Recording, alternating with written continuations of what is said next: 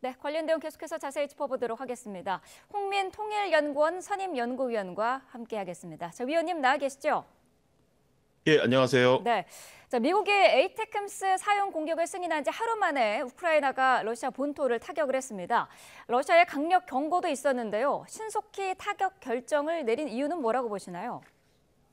그러니까 아마도 지금 쿠르스크에 이제 북한군이 파병된 상황이고 향후에 이런 파병의 효과로 인해서 쿠르스크 전황이 이제 바뀔 가능성도 있는 상황입니다. 그렇기 네. 때문에 미국 입장에서는 향후 이제 트럼프 행정부가 이제 들어선 다음에 이게 급격히 뭐 평화협상 국면으로 전환될 수도 있는 여지가 있는 상황이라서 최대한 지금의 상황에서 전세를 불리하게 가지 않고 최대한 협상금에 유리할 정도로 유지하는 것에 일단 목표를 좀 두고 있는 것이 아닌가. 그러기 위해서는 파병 효과를 최소화시키기 위해서 제한적이지만 어떻든 장거리 타격 미사일을 활용하도록 하는 그런 승인을 한 것이 아닌가라고 생각을 할 수 있을 것 같습니다. 네. 자, 공습받은 지역이 러시아 브리안스크주의 군사시설입니다. 북한의 무기를 많이 보관하는 곳이라고 해요. 예, 그렇습니다. 이제 이 브리안스키는 이제 그 위치로 본다면은 쿠르스크의 바로 서쪽으로 그 바로 붙어 있는 인접한 바로 지역입니다. 그러니까 물론 이제 우크라이나 국경 지역이고요. 네. 그 옆으로는 바로 이제 쿠르스크가 같이 있는데 지금 쿠르스크 옆에 이 그 브리안스크 주에는 어 소위 이제 이 쿠르스크에 공급할 탄약이라든가 장비들이 굉장히 많이 저장되어 있는 시설이 있습니다. 그렇기 때문에 이번에 이제 공격을 당한 아마 그 목표 지점들은 주로 이제 이 크루스크에 공급하는 탄약이 저장돼 있는 보급 창고 여기를 이제 공격한 것으로 지금 알려져 있고요. 네.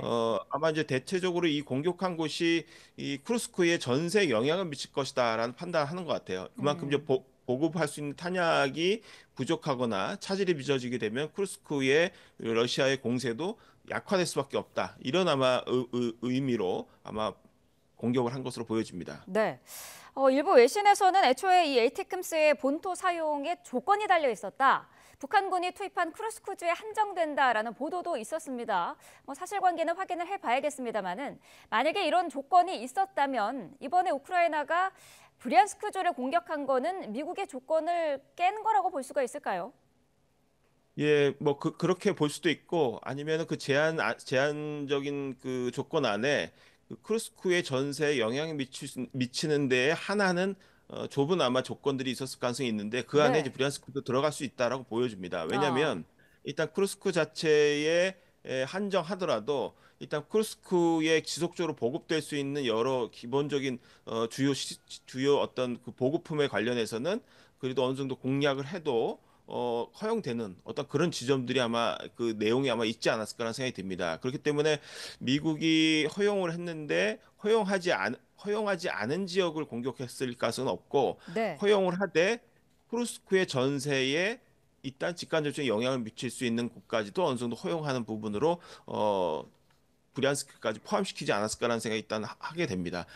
근데 물론 이제 여기엔 제한 조건에는 이 쿠르스크에 북한군이 파병돼서 이것이 재탈환됐을 때 평화협상에 불리하게 작동한다라는 것을 전제로 하기 때문에 네. 최대한 그 브리안스크를 공격하더라도 인명살상보다는 쿠르스크에 영향을 미칠 수 있는 보급 창고나 또는 탄약 창고 여기에 음. 한정한다라고 아마 제안했을 가능성도 있다고 보여집니다. 네.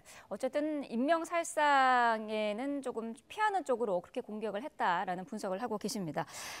지금 우크라이나가 서방공 무기로 러시아 본토를 타격한 첫 사례가 되기 때문에 이전에 러시아가 언급했듯이 서방국이 전쟁에 직접 개입했다는 의미가 되면 사태가 더 격화될 수 있는 건 아닐까요? 예, 그럴 가능성도 있는데 일단 이후에 그 우크라이나의 그 소위 에이탱크스든 장거리 타격 미사일을 어떤 방식으로 어느 지역까지 활용하는지를 좀 몇 차례 더 봐야 될 가능성이 있습니다. 이제 그렇게 네. 보지 않는다면은 이게 전방위적으로 만약에 장거리 타격 미사일 사용한다 이거면은 미국이 사실상 참전한 꼴이 되고 네. 또 서방도 여기 사실상 개입한 꼴이 되기 때문에 그럴 경우에는 러시아가 거기에 그 명분으로 아마 굉장히 전방위적인 공세를 펼칠 가능성이 있죠. 그러나 지금 현재로서는 쿠르스크에 한정해서 매우 제한적인 방식으로 만약에 이루어지게 된다면 계속적으로 이루어지게 된다면은 미국이 물론 이제 그걸 장거리 타격 미사일을 허용해서 마치 참전하는 의미를 갖는 것처럼 러시아가 해석을 하더라도 그 제한적인 공격만을 가지고 어떤 명분 삼아서 서방권에 대가 공격을 하거나 미국에 대한 어떤 대항을 하기에는 상당히 명분이 약하다. 그래서 아마 음. 미국도 요 지점을 아마 상당히 노려서 제한적인 어떤 사용 조건을 한번 제시하지 않았을까. 그래서 아마 서방의 본격적 개입, 직접적 참전이라고 러시아가 단언하기에는 매우 어려운 지점이 되지 않을까라는 생각이 듭니다. 네. 자, 그런데 지금 공교롭게도 미사일을 발사한 그날에 푸틴 대통령이 새로운 핵교리 개정에 서명을 했습니다. 어쨌든 핵무기를 사용하는 데 제한을 조금 풀었다 이렇게 볼 수 있는 것 아닙니까? 예, 제한을 푼 정도가 아니라 강력한 경고를 담고 있다. 이 독트린에는 이렇게 볼 네. 수 있습니다. 이제 그 말은 사실 이제 핵 국가가 핵 국가를 공격하는 것뿐만 아니라 사실 비핵 국가이지만 핵 국가의 지원을 받아서 자신을 재래식 무기로 공격할 경우에 그것도 역시 아주 강력한 위협으로 받아들이고 거기에 대해서는 핵으로 대응하겠다라는 거거든요. 네. 그러니까 사실상 지금 상황을 그대로 반영을 해서 핵으로 사실 대응할 수 있는 명분, 교리를 갖췄다고 볼 수 있습니다. 이미 이것은 이제 2020년에 이제 러시아가 만든 핵 교리를 추가적으로 더 강화해 온 어떤 최근의 경로에서 아주 예상됐던 경로이기도 합니다. 그러니까 네. 최대한 미국이 확전하지 못하도록 억제하기 위한 힘으로써 핵 교리를 강력하게 사실상 고치는 변경하는 작업을 할 것이다. 근데 그 예상했던 대로 준비되어 있던 교리를 바로 장거리 타격 미사일 승인하자마자 바로 네. 보여준 것으로 보여주고요. 이 내용은 결국 서방권을 상당히 압박할 가능성이 높습니다. 이제 서방권들이 이번 이제 에이텍스의 지원, 그러니까 소위 이제 장거리 타격 미사일 허용 이후에 뭐 곳곳에서 이제 만약에 지원을 하겠다라고 나설 경우에 네. 그것을 참전으로 음. 받아들이고 핵을 사용할 수 있다라는 강력한 메시지 준 거거든요. 그렇기 때문에 아마 서방권이 쉽게 장거리 타격 미사일에 준하는 유사 무기들을 제공하기는 상당히 어렵지 않을까라는 음. 생각이 듭니다. 네. 어쨌든 본토 공격을 당한 러시아가 그냥 가만히 이 상황을 넘길 수는 없을 것 같은데 어떤 카드들을 쓸 수 있을까요? 예, 러시아 입장에서는 향후에 아마 물론 이제 지금 자체에서 큰 피해가 발생한 상태가 아니라고 이제 판단한다면은 네. 이후에는 아마 이제 그 우크라이나가 어느 정도의 이 장거리 타격 미사일 사용 수준을 보여주는지를 아마 확인할 가능성이 높고요. 아. 아마 여기에 비례해서 공교롭게도 지금 요번에 이제 우크라이나가 사용한 그 에이테크스는 북한이 보유하고 있는 전술핵 무기죠. 소위 KN-24로 불려지는 무기, 친형 전술 유도 무기와 동일 사양입니다.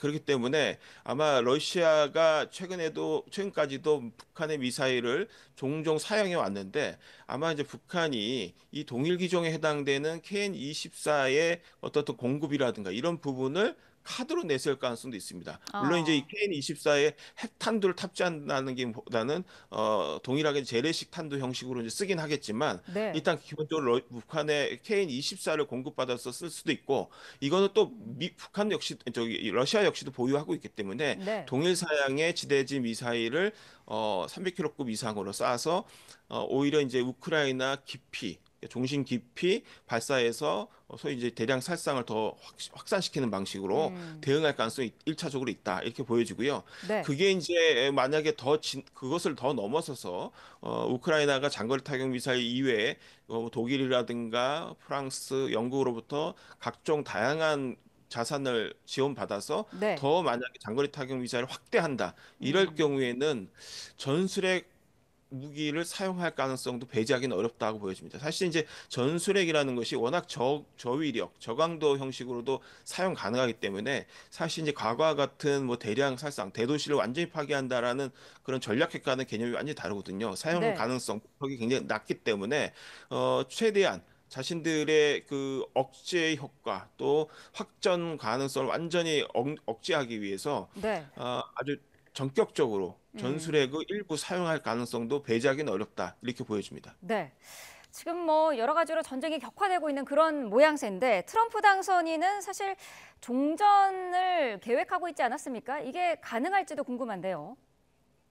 예, 이게 오히려 이제 종전의 필요성을 강변하는 상황이다라고도 이제 아마 주장할 가능성이 높습니다. 네. 그리고 이것이 특별히 트럼프 차기 행정부가 평화협상 국면으로 전환하는데 큰 장애물이나 걸림돌이 되지는 않을 것이라고 보여집니다. 오히려 평화협상 국면에 탄력을 부여할 가능성도 배제하기는 어렵다 이렇게 보여지는데요. 네. 그 이유는 일단 그 지금 그 당선자가 종전 자체를 미국의 국익이라고 동일시를 하고 있거든요. 그러니까 네. 그 말은 지금 이상 더 확전한다라는 것이 미국의 국익에는 오히려 피해가 굉장히 크고 오히려 이제 종전을 하는 것 자체가 국익에 오히려 순기능적이고 이후에 우크라이나에 대한 재건 계획이라든가 군사적인 지원 역시 지원을 통해서 오히려 부강병을 시켜주는 것이 미국의 국익이 된다라고 이제 판단을 하는 현실론자입니다. 그렇기 때문에 아마 지금 바이든 대통령의 이번 장거리 미사일 승인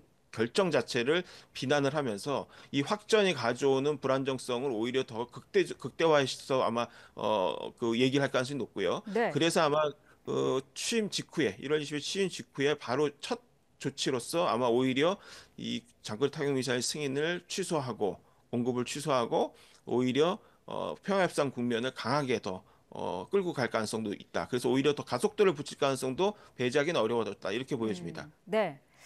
이런 가운데 젤렌스키 대통령에 의하면은 러시아의 북한군 파병 규모가 지금은 몇천 명 정도이지만 10만 명까지 늘어날 수 있다라는 이야기를 했습니다. 이게 가능한 일인지도 궁금하고 만약에 이렇게 된다면 우크라이나전에서 어떤 큰 변수가 될 수 있을까요? 예, 예.